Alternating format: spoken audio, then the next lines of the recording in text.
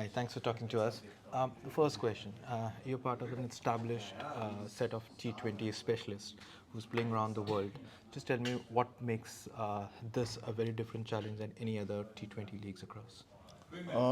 First of all, I want to thank God for this opportunity. I don't think it's any different. It's cricket at the end of the day, and as a professional, you want to make sure that you give it your best in every tournament you play. So for me, it's just about staying hungry and just give it my best shot.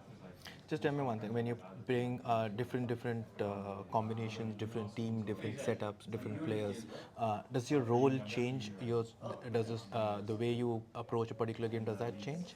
For me, no. I think I'm better performing when I'm positive, good intent. So for me, I don't think the mindset change. It's just about adapting to the situation. So yeah, everything remains the same. It's just adapting, read the situation and just play according. Just one sec. Shivansh. Sorry. Um, let's talk about West Indies cricket at this point of time. You think, obviously, playing T20 cricket is pretty lucrative. Is that the only reason why West Indies cricket is struggling in red ball format? Mm, it's a good question. I never really think that's why it struggle. I think they are red ball players, they are white ball players. Most of the white ball players are white ball specialists. There are questions about if they want to play red ball cricket or not. But I think that we have been going through a bad time in red ball, but I doesn't think it's T20 cause it. I think it's just a phase of our cricket where we need to regroup and do some self search, and there's no doubt that we will come back as a better team.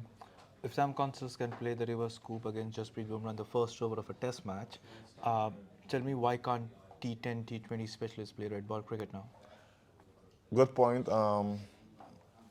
It's just about the player. I think as a player, it's a question that you should ask yourself. Like for me, um, red ball is something I think about, but I said I want to give myself some time before I go into it. But yeah, I think the way how red ball is playing, it's changed a lot. So I don't think they're specialists in any form anymore. But yeah, I think it's just about on the player, if they want to play or not. Because there was a few questions asked from a few players about playing red ball. So it's just about what the players want. Is there a hesitation from the player's point of view or from the selector's mindset? Um, I think it's both way. Just that some players probably think they need some time. I'm one of the players that think I need some time as well before I go into it. So yeah, it's just it's a process. You've been a part of many IPL teams per se. Which one have you really enjoyed being part? I enjoy most of it. I enjoy most of it. I was with Mumbai as well. I had a good time there. We won that year in 2020. I was with Delhi in 2019. I had a good time there as well. I was with KKR. We won last year. So it's good experience. I'm always open up to new challenges, to new adventures. So for me, it's about learning. It's about rubbing shoulder with great players and try and gain as much information as possible that I can to add to my game and be a better player. Um, when you interact, obviously there are some big names. We're talking about Virat or Rohit or MS for that matter. What makes them so special? Because you're there competing with them in the same field or sharing the dressing room. What makes them so different? Is it their thought process, or the way they practice, or the way they come back from failures? What makes them different than the rest of the field? One thing I learned from Virat, what makes him so special, I think, is his preparation. He's one of the guys that will bat from the start into the finishing of the nets. He will he make sure that he have his routine where he goes to the gym. I think it's his preparation, and that's one thing that I try to add to my game. I try to spend more time in the nets, try to spend more time in the gym, and even your diet plays a big part of you being a better athlete. So those are the few things that I recognize from him, and I'm trying to add it to my game. And yeah, I think I'm not far from becoming that better player. Um, one of the positions or one of the roles which you play in a team, that's often considered as a pretty thankless position.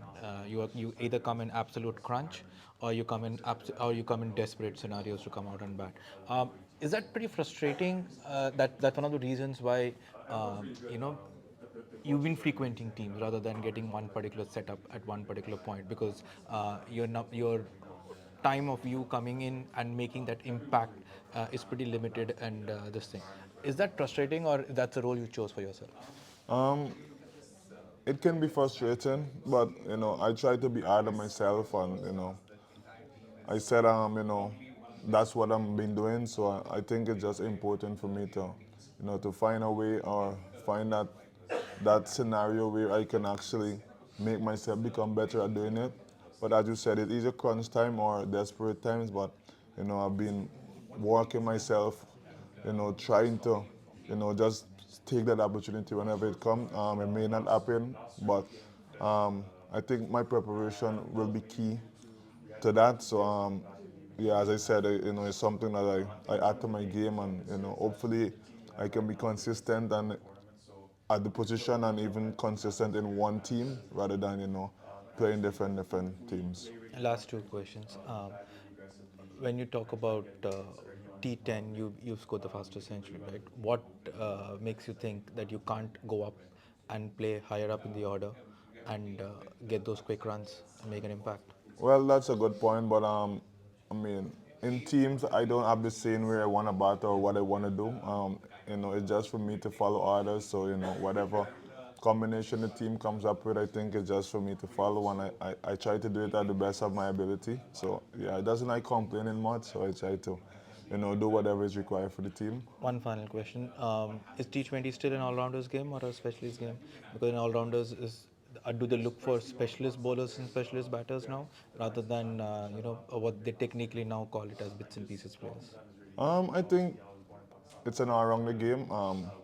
But one thing I learned in T20 is that bowlers win you game as well.